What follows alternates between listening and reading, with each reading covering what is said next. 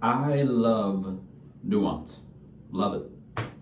I look at Nuance like a juicy, well-seasoned piece of fried chicken breast.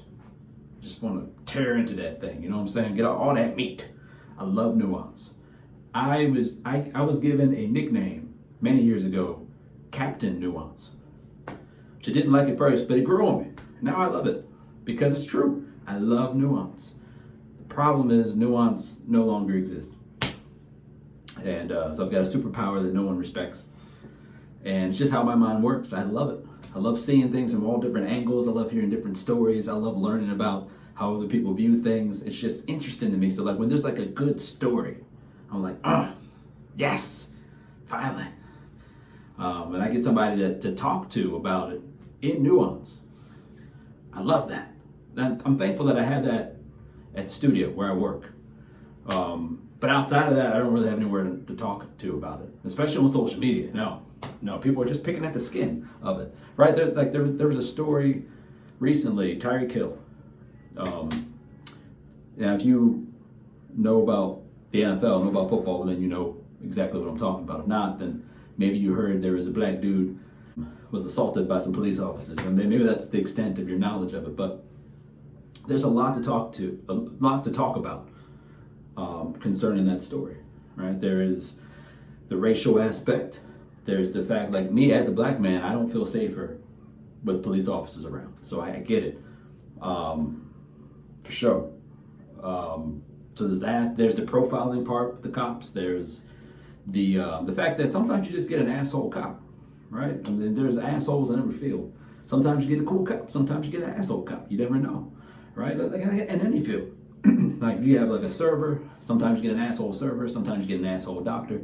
Sometimes you get an asshole pastor. Sometimes you get an asshole cop. It is what it is, right? There's that to be talked about. There's the fact that Tyreek Hill is also an asshole, an arrogant asshole at that. There's the fact that he has a violent record. There's those are just things off the top of my head. All kinds of things to talk about there. How much should his record matter?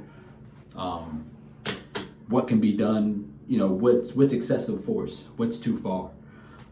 The cops have to kind of control the situation, and his windows are tinted, and like he wouldn't roll down the windows. There's a lot of different details of what actually happened to talk about. There's a lot there to talk about, but we're just picking at the skin, man. You're either on team Blue Lives Matter, pro cop, and you don't want to hear nothing about Tyreek's side, or you're on team Tyreek.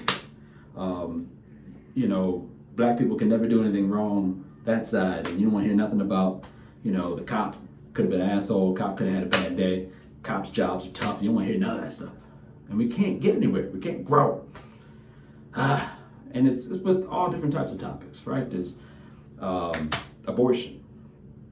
You're either pro-life or you're pro-choice, right? You're either team, you're on the side that's saying, well, why don't you care about women's bodies? You know, it's our choice. You know, it's our bodies. Why do you hate women? And then there's the other side. Why do you murdering babies? All right, why do you just love to slaughter the innocent babies? What's wrong with you? What's wrong with you? You know, both extreme sides, and you can't get nowhere. You can't talk. There's a lot to talk about in both camps, and in between, there's so much to talk about there, and we never do it. Just picking at the skin of the chicken. You know, gun violence, same thing. I go through it in church, same thing. You pick anything. We argue about some stupid stuff in church. But just like the church decides, hey, this interpretation is what we're going with, and you're going to believe it too. But I have some questions. No, you don't. Right? And so we can't get nowhere. Meanwhile, as people like myself, I just want some nuance. I want some juicy nuance. But I can't have it. And I could sit here and implore you, please let nuance come to the table again. But you're not going to. So I'm not going to bother. And to some extent, I understand, right? We are conditioned these days, especially here in America, to pick a side and yell at the other side. And that's just what we do. It is what it is. Right? So I'm not going to implore you to do anything. You do you. And I toast to Nuance. I miss you, old friend.